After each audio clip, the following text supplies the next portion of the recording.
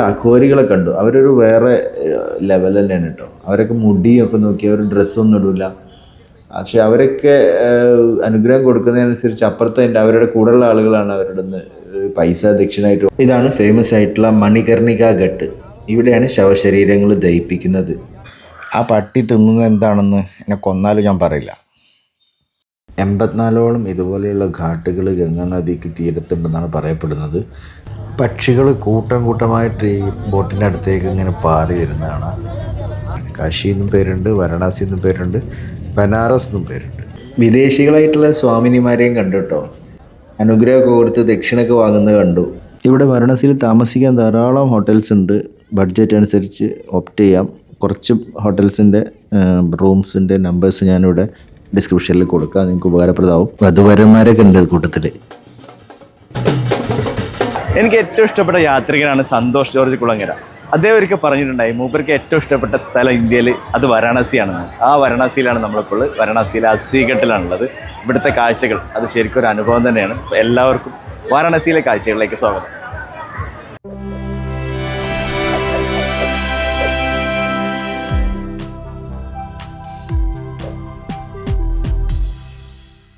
ഇത് പ്രയാഗ്രാജാണ്. കുംഭമേളയുടെ സമയത്തായിരുന്നു ഞങ്ങൾ പോയിരുന്നത്. കുംഭമേള കഴിഞ്ഞ് ഞങ്ങൾ വാരണാസിയിലേക്ക് പോകുന്ന വഴിയാണിത്. റോഡെല്ലാം ബ്ലോക്കായിരുന്നു.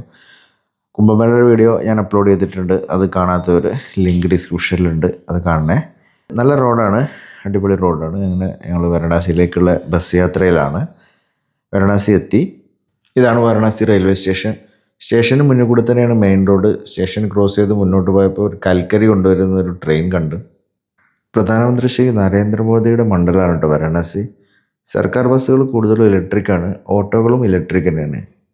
ഇവിടെ വരുമ്പോൾ ഇലക്ട്രിക് ഓട്ടോ എടുക്കണം. മറ്റേ ഓട്ടോനാട്ടി നല്ലത് ഇലക്ട്രിക് ഓട്ടോ ഉണ്ടെങ്കില്ല, വീതി കുറവാണ്. ഇവിടെ നല്ല തിരക്കായിരിക്കും ഓരോ ഘട്ടുകളിലേക്കുള്ള വഴി. അപ്പോൾ വീതി കുറവുള്ള വണ്ടിയാണെങ്കിൽ സുഖമാണ്. ഇവിടെ വരെ ബസ് പോവുള്ളൂ, അല്ലെങ്കിൽ വണ്ടി പോവുള്ളൂ. അത് കഴിഞ്ഞിട്ട് പിന്നെ ഇവിടുന്ന് നടക്കണം. ഒരു 10-15 മിനിറ്റ് നടന്നാൽ നമുക്ക് അസ്സിഘട്ടിലേക്ക് എത്താം. പോകുന്ന വഴി ബ്രേക്ക്ഫാസ്റ്റ് കഴിക്കാൻ വേണ്ടി ഞങ്ങളൊന്ന് ഒരു ഹോട്ടലിൽ കയറി. വെജിറ്റേറിയൻ മാത്രമേ കിട്ടുള്ളൂ കേട്ടോ ഇവിടെയൊക്കെ. ഇതാണ് അസ്സിഘട്ടിലേക്കുള്ള വഴി. ഒരു 1/2 കിലോമീറ്റർ ഇവിടെ നിന്ന് നടക്കണം. ഈ പോയിന്റ് കണ്ടില്ല, ഇങ്ങനത്തെ ഓട്ടോകളാണുള്ളത്. ടുക്ക് വീതി കുറഞ്ഞ ഓട്ടോ ആകുമ്പോൾ എളുപ്പമുണ്ട് ഈ ട്രാഫിക്കിൽ കൂടെ ഒക്കെ പോകാൻ. അങ്ങനെ നടന്ന് ഞങ്ങൾ അസ്സിഘട്ടിലെത്തി. ഇതാണ് അസ്സിഘട്ട്. ഇവിടെ നിന്നാണ് നമുക്ക് ബോട്ടിങ് തുടങ്ങുന്നത്. ഇവിടെ നിന്ന് ബോട്ടിങ് എടുത്തിട്ട് നമ്മൾ നേരെ കാശി വിശ്വനാഥ ടെമ്പിളിലേക്കാണ് പോകുന്നത്. വരുണ, അസ്സി എന്നീ 2 നദികൾ ഗംഗയിൽ ചേരുന്ന സ്ഥലമാണ് വാരണാസി എന്നും പറയപ്പെടുന്നു. എന്തായാലും ഈ അസ്സിഘട്ടിൽ നിന്നാണ് തുടക്കം. ഓരോ ഘട്ടിലേക്കുള്ള ഡിസ്റ്റൻസ് ഇവിടെ കൊടുത്തിട്ടുണ്ട്. ഇത് രവിദാസ് ഘട്ടിൽ നിന്ന് തുടങ്ങി അസ്സിഘട്ട് ഇവിടെയാണ് ഇപ്പോൾ നമ്മളുള്ളത്. അത് കഴിഞ്ഞ് തുളസി ഘട്ട്, ബദേനി ഘട്ട്, അങ്ങനെ തുടങ്ങി ഇതാ ഇങ്ങനെ പോയി എത്ര ഘട്ടുകളാണ്. ഇതാ ഒരുപാട് രാജേന്ദ്ര ഘട്ട് അങ്ങനെ തുടങ്ങി. ഇതെല്ലാം നമുക്ക് കവർ ചെയ്യണം. 84ഓളം ഇതുപോലെയുള്ള ഘാട്ടുകൾ ഗംഗാ നദിക്ക് തീരത്തുണ്ടെന്നാണ് പറയപ്പെടുന്നത്. ഈ മേശയിൽ കയറിന്നിട്ടാണ് ആരതി ചെയ്യുന്നത്. ഒരാൾക്ക് 200 രൂപ അല്ലേ? 1 മണിക്കൂർ ഉണ്ടാവും അല്ലേ?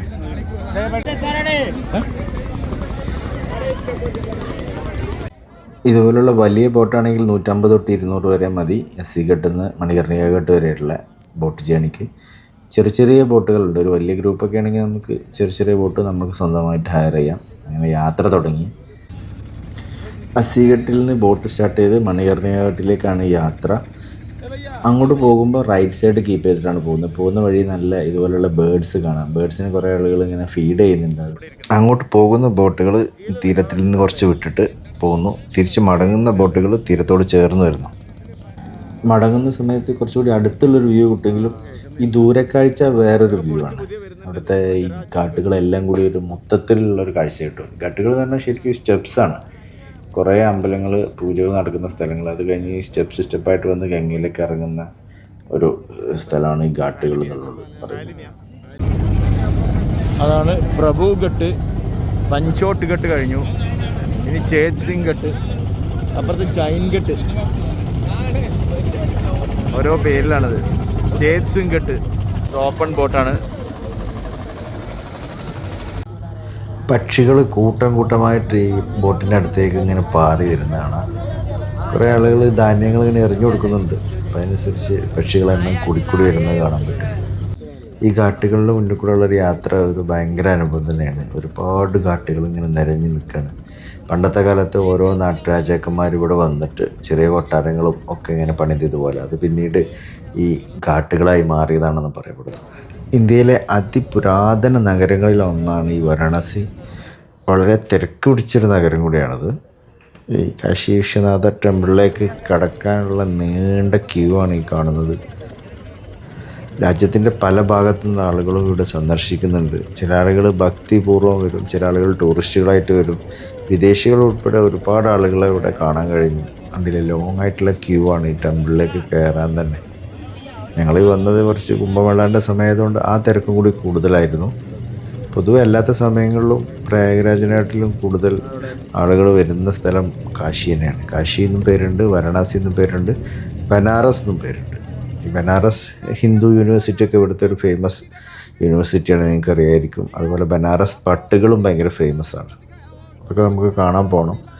കാശി വിശ്വനാഥ ടെമ്പിളിലേക്കുള്ള എൻട്രിയാണ്. രണ്ട് വശത്തു കൂടെയും ക്യൂ കണ്ടില്ല, നീണ്ട ക്യൂ. ഇതാണ് ഫേമസ് ആയിട്ടുള്ള മണികർണിക ഘട്ട്. ഇവിടെയാണ് ശവശരീരങ്ങൾ ദഹിപ്പിക്കുന്നത്. ഒരുപാട് ബോഡി ഇതുപോലെ ഇവിടെ തന്നെ ഒന്നിച്ച് ദഹിപ്പിക്കുന്നത് കാണാൻ പറ്റും നമുക്ക്. അതിന് വേണ്ടിയിട്ടുള്ള വിറകുകളാണത്. വിറക് കഴിയുമ്പോൾ ഇങ്ങനെ ബോട്ടിൽ അട്ടിക്കായിട്ട് ഇങ്ങനെ വിറകുകൾ വന്നുകൊണ്ടേയിരിക്കും. അതൊരു അനുഭവം തന്നെയാണ്. നമുക്ക് അവിടെ ചെന്നിട്ട് അടുത്തുനിന്ന് തന്നെ അവിടുത്തെ കാഴ്ചകൾ കാണാം. ഞങ്ങളവിടെ ഘാട്ടിൽ ഇറങ്ങി അങ്ങോട്ട് നടക്കുകയാണ്. നടക്കുമ്പോൾ അവിടെ പൂജയ്ക്കുള്ള സാധനങ്ങളൊക്കെ ഇങ്ങനെ കണ്ടു.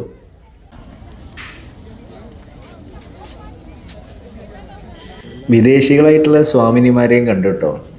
അനുഗ്രഹമൊക്കെ കൊടുത്ത് ദക്ഷിണയൊക്കെ വാങ്ങുന്നത് കണ്ടു. ഇതൊക്കെ ഒറിജിനൽ സ്വാമി തന്നെയാണോ എന്നുള്ളത് അറിയില്ല കേട്ടോ. പക്ഷേ ഞങ്ങൾ ഒറിജിനലായിട്ടുള്ള അഘോരികളെ കണ്ടു. അവരൊരു വേറെ ലെവൽ തന്നെയാണ് കേട്ടോ. അവരൊക്കെ മുടിയൊക്കെ നോക്കി, അവർ ഡ്രസ്സൊന്നും ഇടില്ല. പക്ഷെ അവരൊക്കെ അനുഗ്രഹം കൊടുക്കുന്നതിനനുസരിച്ച് അപ്പുറത്തെ അവരുടെ കൂടെയുള്ള ആളുകളാണ് അവരുടെ നിന്ന് പൈസ ദക്ഷിണയായിട്ട് വാങ്ങുന്നത്. നല്ലൊരു ബിസിനസ്സും കൂടിയാണ് ഇത് സംഭവം. ഏതായാലും വികാസം ഒരു സ്വാമിയുടെ അടുത്ത് നിന്ന് അനുഗ്രഹമൊക്കെ വാങ്ങി ദക്ഷിണയൊക്കെ കൊടുത്തു. മരിച്ചുപോയവർക്ക് വേണ്ടിയുള്ള ബലിയിടുന്ന ചടങ്ങാണ്. മണികർണിക തീർത്ഥത്തിലാണ്. ഇവിടെ ഗംഗയിലിറങ്ങി കുളിക്കാനുള്ള സംവിധാനമൊക്കെ ഉണ്ട്. ഈ ടെമ്പിളിൻ്റെ ഒരു വശം കുറച്ചിങ്ങോട്ട് താഴ്ന്ന രൂപത്തിലാണ് ഉള്ളത്. അവിടെയും മലയാളത്തിൽ രാംകുമാരൻ സണസ് എന്നൊക്കെ. ഈ മണികർണിക ഘട്ടിൻ്റെ തൊട്ട് അടുത്താണ് കേട്ടോ ഇങ്ങനെ മലയാളത്തിലൊക്കെ ഉള്ള ബോർഡ് കാണുന്നത്.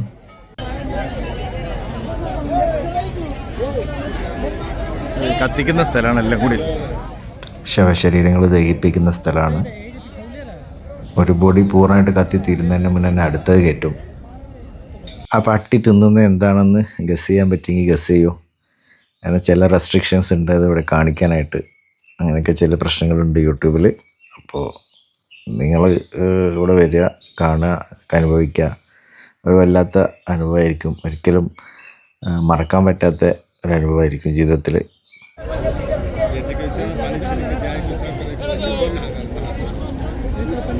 ആരും ആ പട്ടിയെ ആട്ടി ഓടിക്കാനോ ഒന്നും ശ്രമിക്കുന്നില്ല. മനുഷ്യജീവൻ ഇത്ര വിലയുള്ളൂ എന്നുള്ളത് വാരണാസി വരണം മനസ്സിലാക്കണമെങ്കിൽ. കഴിയുന്നതിനനുസരിച്ച് വിറക് ഇങ്ങോട്ട് കയറ്റിക്കൊണ്ടിരിക്കും. വേറൊരു ബോട്ടിൽ കയറി തിരിച്ച് അസിഘട്ടിലേക്ക് തന്നെ മടങ്ങാണ്. ഞങ്ങൾ ആരതിയൊന്നും കാണാൻ വേണ്ടി നിന്നില്ല. ഗംഗയിലെ ആരതി ഞാൻ ഓൾറെഡി ഒരു എപ്പിസോഡായിട്ട് അപ്ലോഡ് ചെയ്തിട്ടുണ്ട്. അതിൻ്റെ ലിങ്ക് ഞാൻ ഡിസ്ക്രിപ്ഷൻ ബോക്സിൽ കൊടുക്കാം. അപ്പോൾ ഞങ്ങൾ മടങ്ങാണ്. ഇവിടുത്തെ കാഴ്ചകളൊക്കെ കുറച്ച് ഡിസ്റ്റർബിംഗ് ആണ്, ഈ ദഹിപ്പിക്കുന്ന ഏരിയയിലുള്ള കാഴ്ചകളൊക്കെ. പക്ഷേ അതൊരു അനുഭവം തന്നെയാണ്. ഈ കാശിയിലേക്ക് വരുന്നതിന് മുന്നേ ഇതിനെപ്പറ്റി കുറേ കഥകൾ കേട്ടിരുന്നു. ആളുകൾ മരണത്തോടടുക്കുമ്പോൾ അല്ലെങ്കിൽ മരിക്കാൻ വേണ്ടിയൊക്കെ ഇവിടെ വന്നിട്ട് റൂം എടുക്കുന്നതിൻ്റെ കാര്യങ്ങളൊക്കെ പറഞ്ഞു തന്നിരുന്നു. അതൊരു പരിധിവരെ കറക്റ്റാണ്. അതുപോലെ ദഹിപ്പിക്കുന്ന കാര്യം എടുക്കുകയാണെങ്കിൽ ഗർഭിണികളെയും കുട്ടികളെയും ഒന്നും ദഹിപ്പിക്കില്ല അത്രേ. കല്ലൊക്കെ കെട്ടിയിട്ട് താഴ്ത്തുകയാണ് ഗംഗയിൽ എന്നൊക്കെ പറഞ്ഞു കേട്ടിരുന്നു.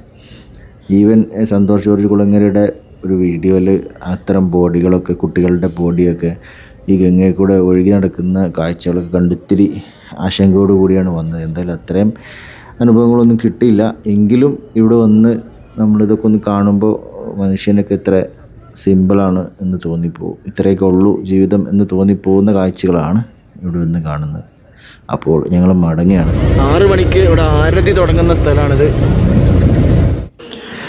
ഇവിടുത്തെ ആരതി ഒരിക്കലും മിസ് ചെയ്യരുത്. വൈകുന്നേരം ഈ ദശാശ്വമേധഘട്ടിൻ്റെ അടുത്താണ് ആരതി ഉണ്ടാവുക. ലൈറ്റ് ഫെയ്ഡ് ആവുന്ന അതേ സമയത്ത് ഒരു 6 മണി 7 മണി സമയത്താണ് ഈ ആരതി തുടങ്ങുക. മോർണിംഗ് ആണെങ്കിൽ അസിഘട്ടിലാണ് ആരതി ഉണ്ടാവുക. 5 മണി 6 മണി സമയത്ത്, 5 മണിൻ്റെ 6 മണിൻ്റെ ഇടയ്ക്കാണ് രാവിലത്തെ ആരതി ഉണ്ടാവുക. അതിലേതെങ്കിലും ഒന്ന് അല്ലെങ്കിൽ രണ്ടും രണ്ട് വൈബാണ്, അത് മിസ് ചെയ്യരുത്. ഇവിടെ വാരണാസിയിൽ താമസിക്കാൻ ധാരാളം ഹോട്ടൽസ് ഉണ്ട്. ബഡ്ജറ്റ് അനുസരിച്ച് ഓപ്റ്റ് ചെയ്യാം. കുറച്ച് ഹോട്ടൽസിൻ്റെ റൂംസിൻ്റെ നമ്പേഴ്സ് ഞാനിവിടെ ഡിസ്ക്രിപ്ഷനിൽ കൊടുക്കാം, നിങ്ങൾക്ക് ഉപകാരപ്രദമാവും. വർഷത്തിലൊരിക്കലേ ഇത് തുറക്കുള്ളൂ. അവിടെ സീത അഥവാ ജാനകി അവരിവിടെ വന്ന് കുളിച്ച സ്ഥലമാണെന്നാണ് പറയുന്നത്. ഇവിടെ വേറെ കിണർ കുത്തിയിട്ട് അതിന് വെള്ളം എടുക്കുകയാണ്. കുടിവെള്ളത്തിൻ്റെ ആവശ്യത്തിനായിരിക്കും അല്ലേ? സിറ്റിക്കുള്ള വെള്ളം അവിടെ അപ്പുറത്ത് വേറെ കിണർ വെച്ചിട്ടില്ലേ? അതിനകത്തല്ലേ കിണറല്ലേ അത്? ആണാണ്. റിങ്ങിൻ്റെ ഉള്ളിൽ കിണറുണ്ടാവും. അപ്പുറം ഈ ഇത് ഫുട്ബോൾ അതാ, അത് ഈ ലെവലിലേക്ക് വെള്ളം വരുമ്പോൾ തീർന്നെടുക്കും. ആ ഗംഗ ക്രോസ് ചെയ്യുന്ന താൽക്കാലിക പാലുണ്ടാക്കിയ സാധനമാണ് കേട്ടത്. മുകളിലൊക്കെ ഇങ്ങനെ താമസമുണ്ട്, താഴെ ഇങ്ങനെ ഓരോ ഘാട്ടുകളും ഉണ്ട്. കണ്ടില്ല, അവിടെ സായിപ്പന്മാരൊക്കെ വന്ന് താമസിക്കണ്ടില്ല, അതിൻ്റെ സ്ഥലമാണ്.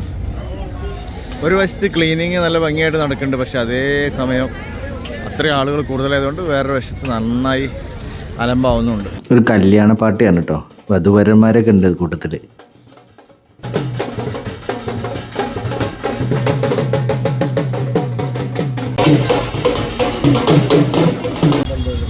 ഡാഫി ടോൾ പ്ലാസയിലേക്ക് പോവാണ്. ഡാഫി ടോൾ പ്ലാസ എന്നാണ് നമ്മൾ ഇൻ്റർസ്റ്റേറ്റ് ബസ്സൊക്കെ ഉള്ളത് കൽക്കട്ടയിലേക്ക്. ഡാഫി ടോൾ പ്ലാസ ഇവിടെ നിന്നാണ് വാരണാസിയിലെ. ഇവിടെ നമ്മൾ കൽക്കത്ത ഹൗറയിലേക്കുള്ള ബസ്സിലാണ് പോകുന്നത്.